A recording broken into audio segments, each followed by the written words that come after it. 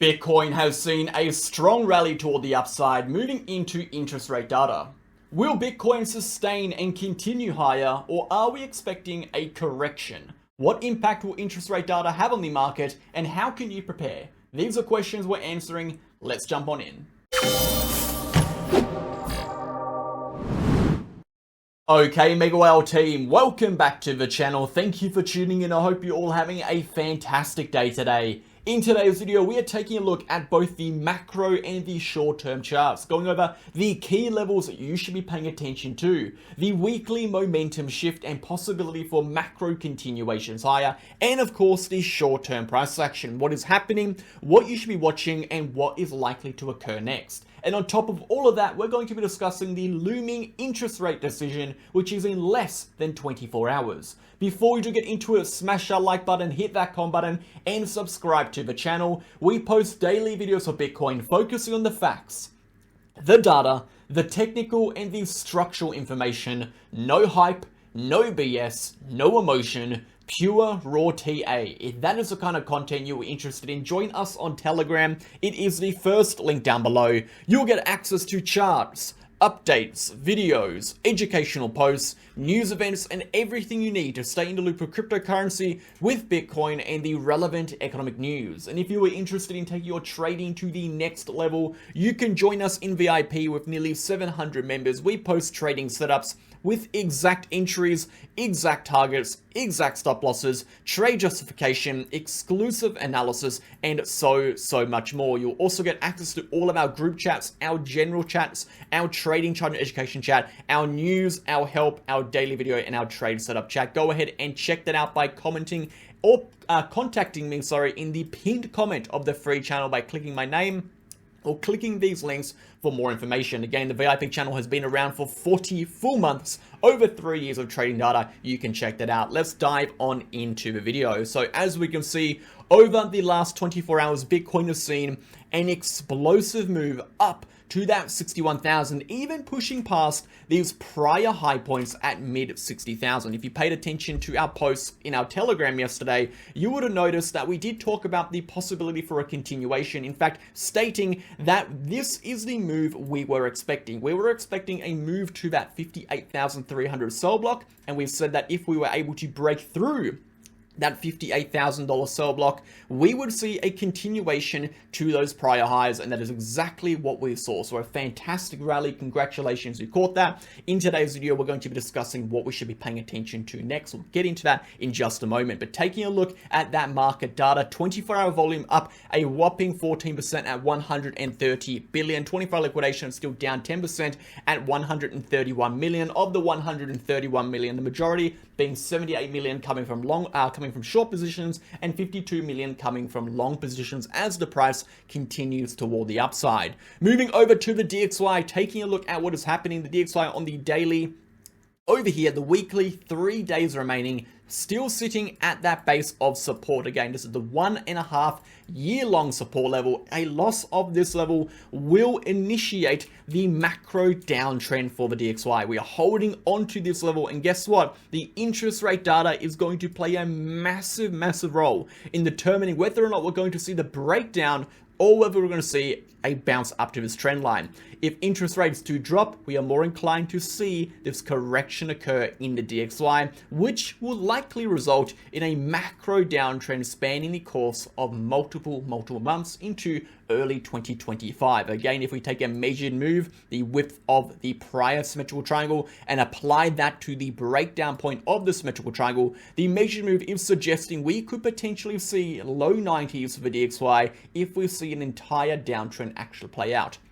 Again, this would inherently be bullish for assets, as a weakening dollar makes assets more expensive relative to the cost of the dollar. So we see general asset prices move upwards in comparison to a falling value of that US dollar. Again, we'll come back and discuss this in just a moment when we talk about those rate decisions. Moving on from here, we're going to be going ahead and taking a look at the S&P 500. The S&P 500 is breaching those weekly highs. This is an amazing move at S&P 500. Once again, we are in this major horizontal consolidation region. If we go to that weekly chart, we can see that these weekly levels have been holding for quite some time now. We have our weekly lows and we have our weekly highs. This is going to be our horizontal consolidation between the two. Below the weekly lows, we enter a high time frame downtrend.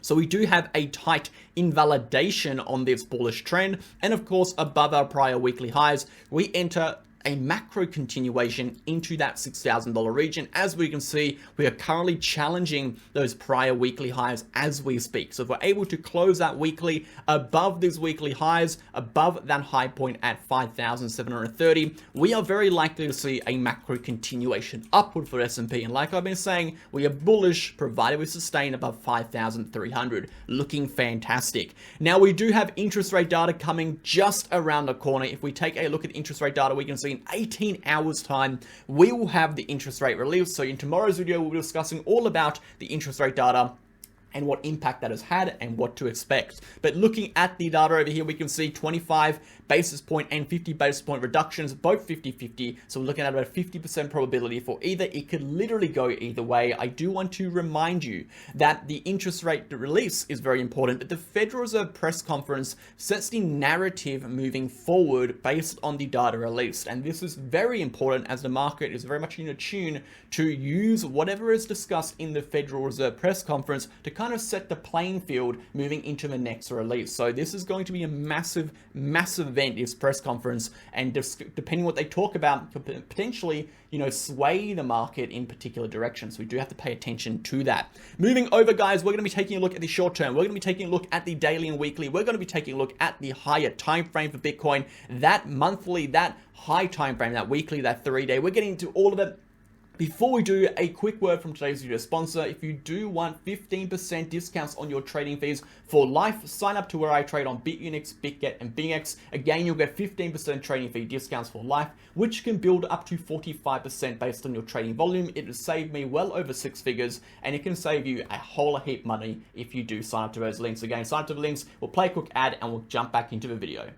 I'd like to introduce our partner, BitUnix. BitUnix is a global, non-KYC, no country restriction exchange, making it a perfect exchange to trade on if you're from the USA, from Canada, the Netherlands, or just prefer to trade without KYC. This exchange is a futures and spot exchange with over 200 different trading pairs and some of the lowest fees in the game. If you sign up with my link down below, you'll get access to 15% off your trading fees, as well as an exclusive reward center where you can claim up to a multitude in USDT prizes. So go ahead and sign up with my link down below for 15% off, and I'll see you in there.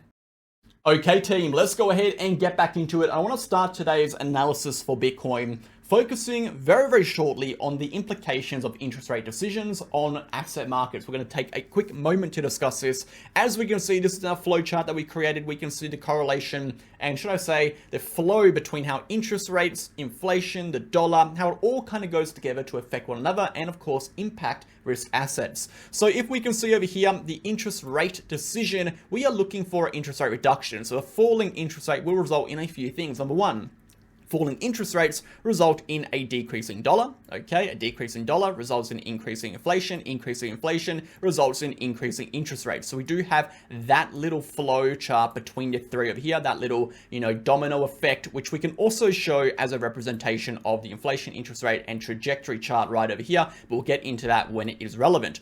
But what are we really focusing on is these arrows going forward from reduction of interest rates. We have falling debt to service ratios as well as the decreased cost of debt. That are two separate things. Again, debt to service ratio is decreasing, meaning the required payments you need to make towards any debt obligations decrease, meaning your available cash flow increases. That being for retail, housing cash flow increases, or that being for companies, their balance sheet cash flows increase as the less money needs to pay towards their outstanding debts. They also do have, again, the reduction of the cost of debt, which makes it easier to take debt. And whether you're taking debt to acquire hard assets or tangible assets. What do we want to talk about? We're talking about stocks, we're talking about cryptocurrency, we're talking about housing, whatever kind of assets we want to acquire, the cost of that debt is going to be cheaper. So ultimately, that facilitates an environment where not only is it cheaper to acquire debt, it is also cheaper to service the debt. And then we factor in the fact that a dollar is generally going to decrease in value as inflation starts to rise as a consequence of falling interest rates. We see assets increase in value comparatively to the dollar as money starts to flow out of the dollar and into assets as a mechanism to generate value.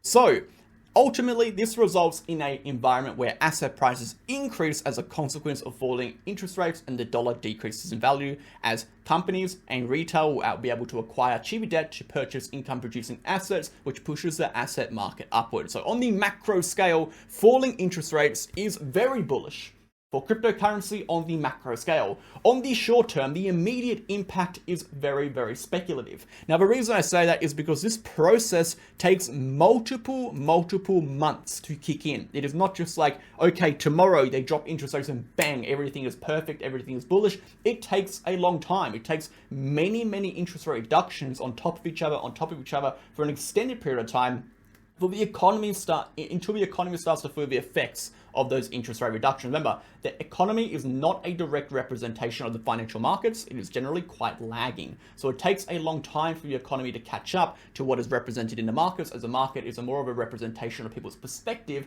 rather than a representation of the actual value or data of what is occurring in the economy. So as we can see, guys, we're going to go ahead and now take a look at Bitcoin. There are a few key things we are watching. The first thing is, as we can see, as a consequence of the recent short-term rally, Bitcoin has been able to do two things. Point number one, it has been able to retest that midline.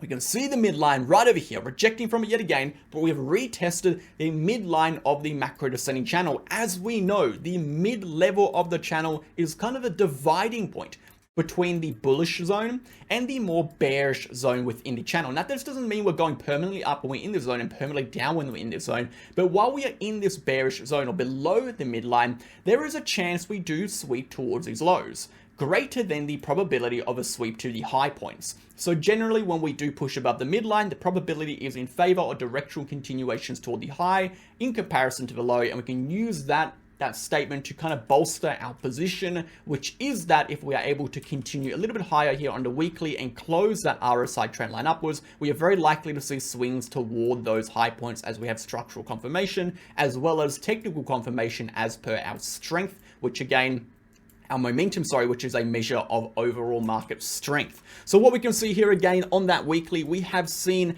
that weekly RSI crossover again. Now we do need to see a weekly candle close over here that is in 5 days time. We have shown you prior examples in prior consolidations, the most notable one being this particular consolidation, which was our horizontal consolidation. We saw an extended 180-day long horizontal consolidation with decreasing momentum. Okay, very similar to here. We now have a 200-day long consolidation with decreasing momentum. This is a 180-day long consolidation with decreasing momentum. What we saw is at the point of which that weekly RSI broke upwards, which is right over here, it closed on the breakout over here.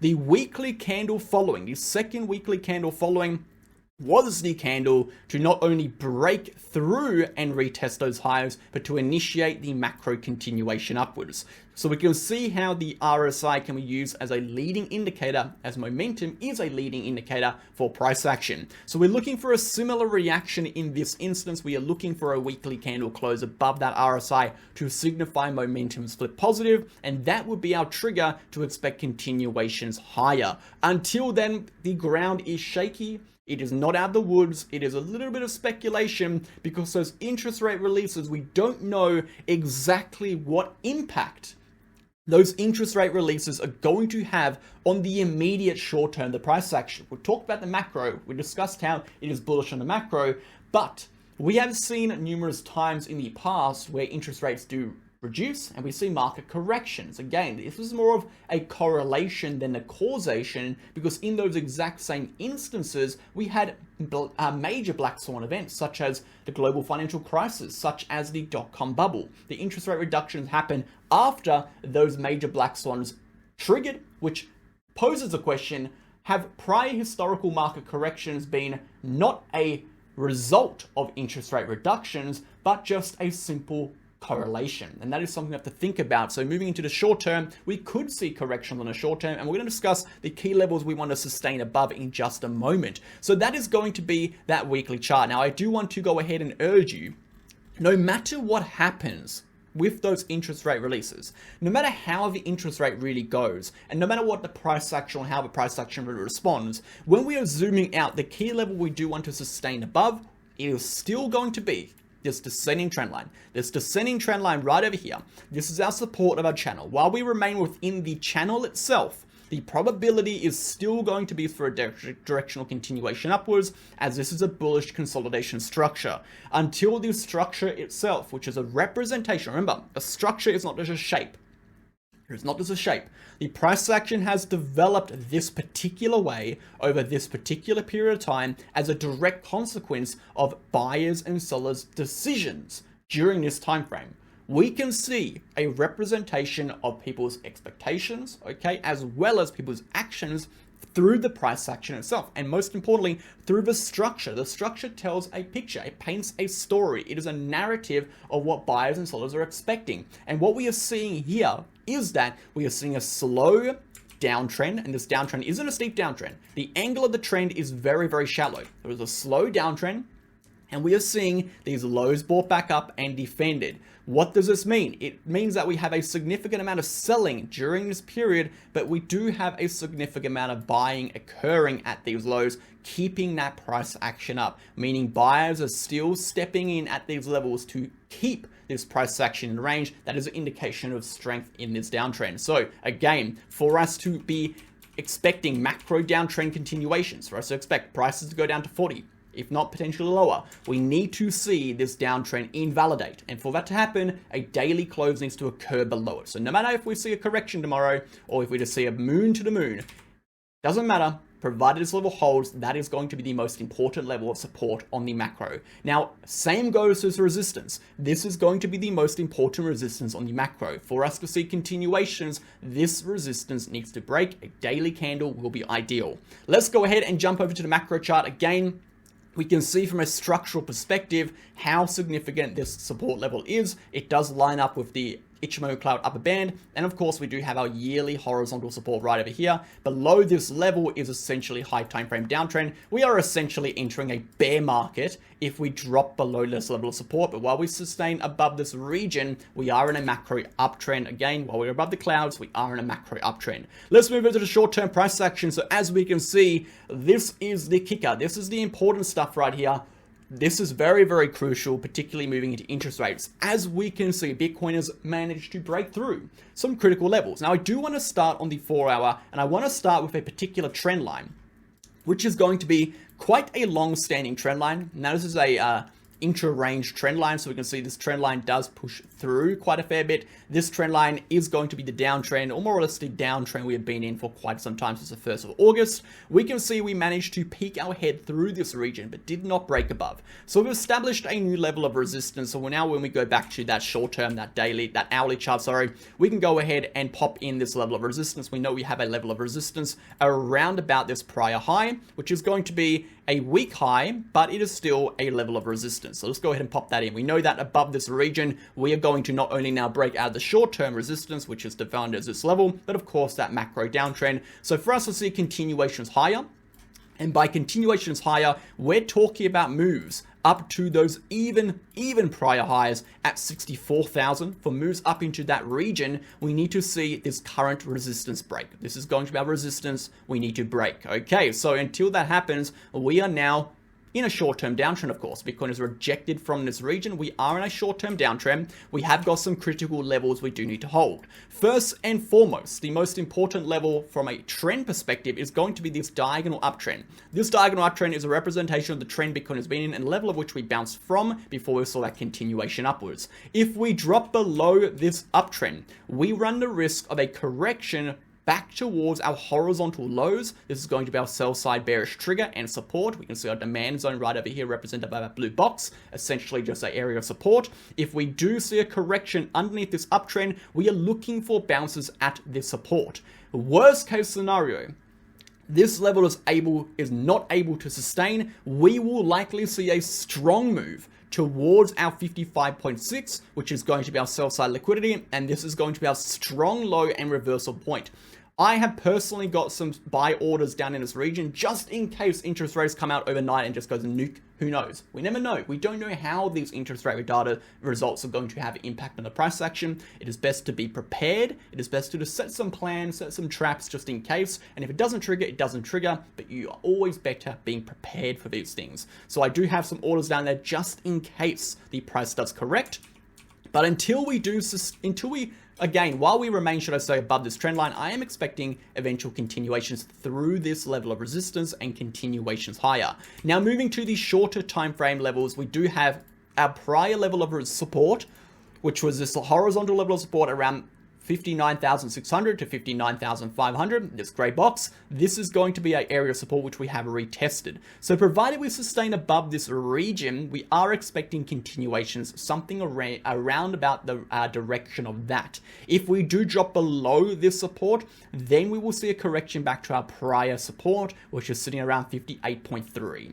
So on the short term, we are looking okay. We're in an uptrend. We are looking pretty decent above these support levels. We do need to see this short-term downtrend. We are in flip, and we can see that flipping occur around that 59.6K region. If we lose 59.6, I'd be cautious, as I'd be expecting a correction back down to this trend line. And that puts us in a particularly dangerous position moving into interest rates. So keep that in mind, guys. Thank you for tuning in. I'll catch you in the next one tomorrow, as the interest rate data will be out by then. Have a fantastic day. Stay safe. Keep your risk about you, and of course, see you then.